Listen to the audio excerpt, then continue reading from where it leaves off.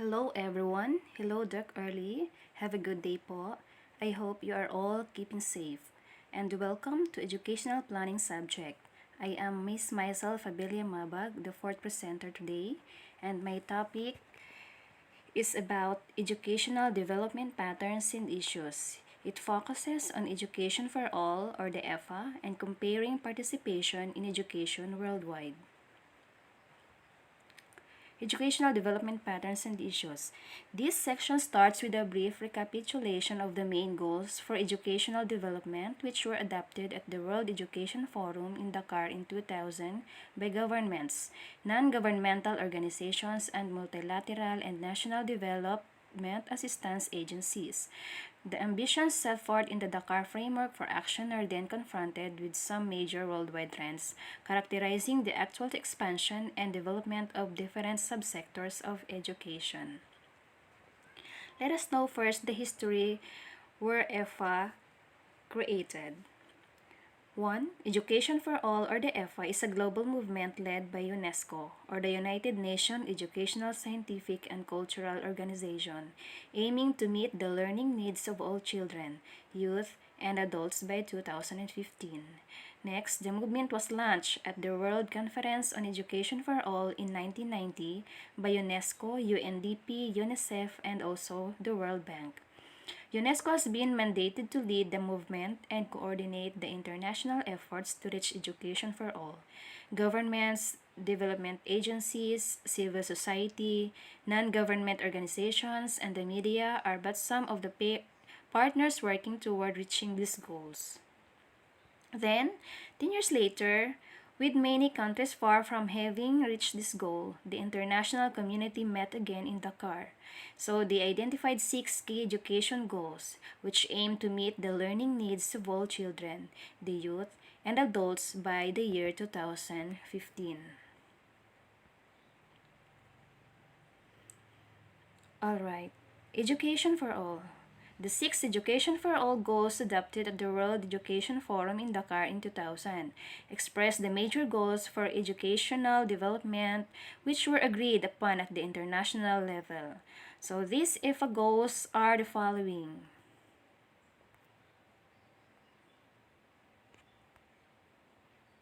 Number 1, or the goal number 1, expanding and improving comprehensive early childhood care and education, especially for the most vulnerable and disadvantaged children. Number 2, ensuring that by 2015, all children, particularly girls, children in difficult circumstances, and those belonging to ethnic minorities, have access to and complete free and compulsory primary education of good quality.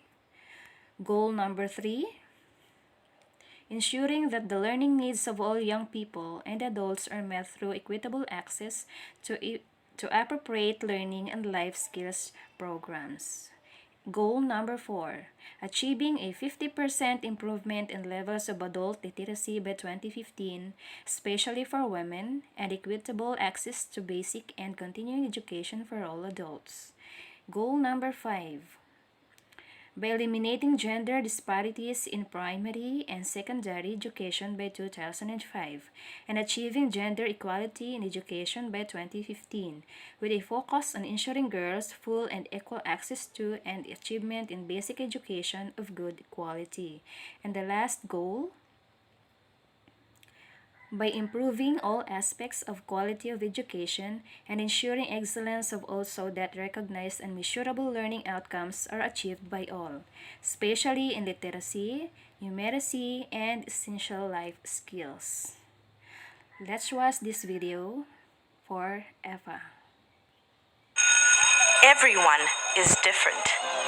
The 2020 Global Education Monitoring Report on Inclusion and Education believes that education is strongest when it embraces diversity. Learners should not have to adapt to the system. Instead, education systems should adapt to their needs. When students do not feel welcome in school, they are less likely to learn. This is everyone's loss. But rich and poor countries too often educate some children apart. Children who have a disability, have been displaced, speak a different language, or are poor and disadvantaged. School design may favor some students over others, as do many laws and policies. Teachers are often ill-equipped to cater for students' diverse needs.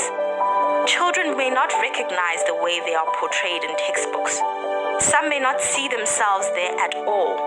They receive the message that they do not belong. Testing sometimes follows a narrow vision of education, and consequently, some students leave education earlier than they should.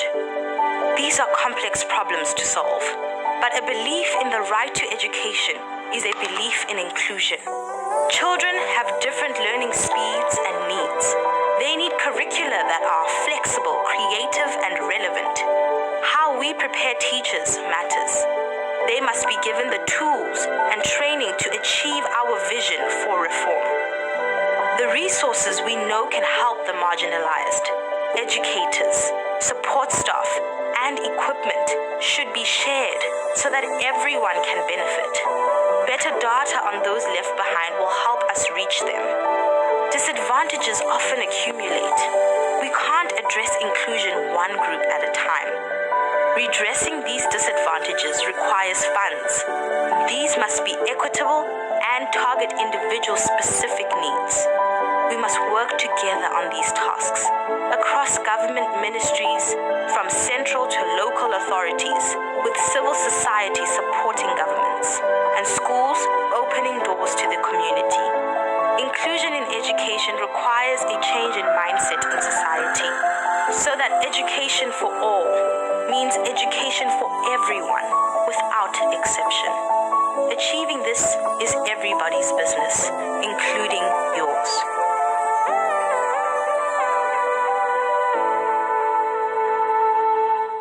Thank you for watching, guys.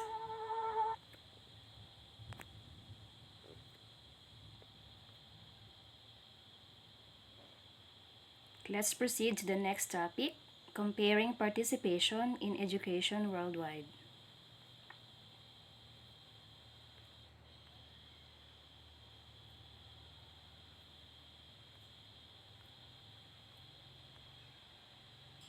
Gross enrollment ratio in normal school by 2007. So we have here a figure shows about the data of enrollment in 2007. The blue one is the word pre-primary, primary, secondary, and tertiary. The orange one is the low income, represents the low income. The green represents the middle, and the violet one is high income.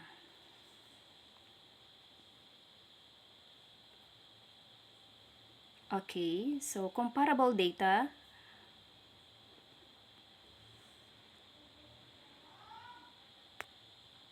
Comparable data for different regions of the world shows that gross enrollment rates in low-income countries are significantly below the rates for middle-income and high-income countries for all levels of formal education except primary education. In the latter category, gross enrollment rates often exceed 100% as children above and below the normal enrollment age are also included. The disparity in enrollment rates between low and high-income countries is particularly marked for tertiary and pre-primary or the early childhood education.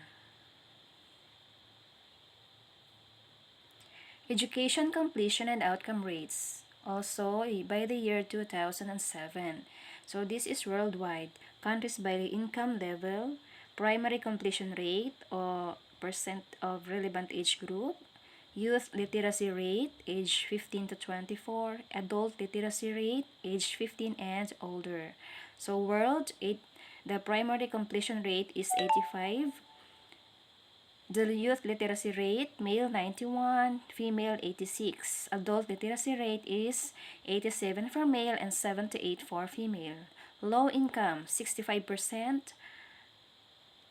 Youth literacy rate 79%, 69% for female. male 72%, and for female 55%, and that is adult literacy rate.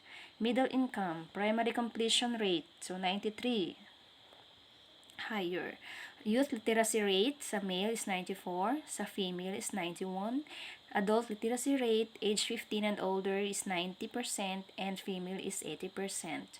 So, the primary completion rate at the high-income countries, 97%. Youth literacy rate is 100% sa male, and sa female is 100% also. Adult literacy rate age 15 and older is 99% for male and 99% also for a female.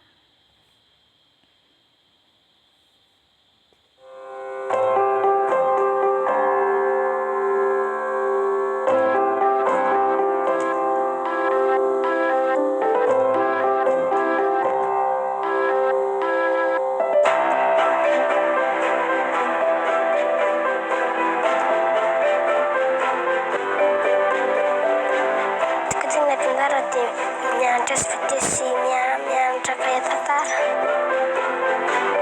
Lingua e dibujo. Papo foi matemática. Problem, multiplicação.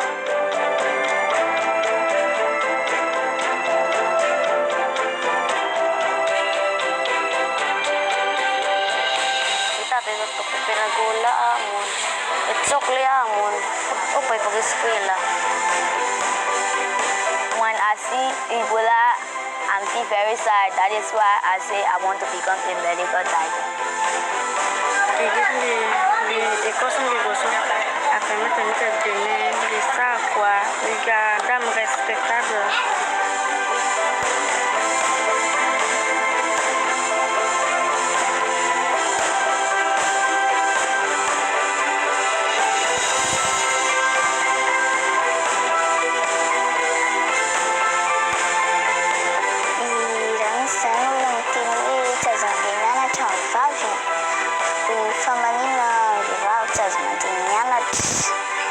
I do not think about my leg.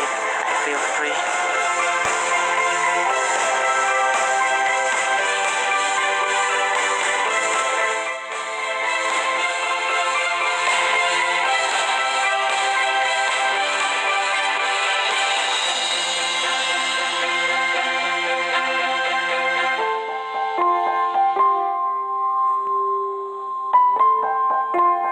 Alright, so I hope you have learned something. Thank you for watching and listening.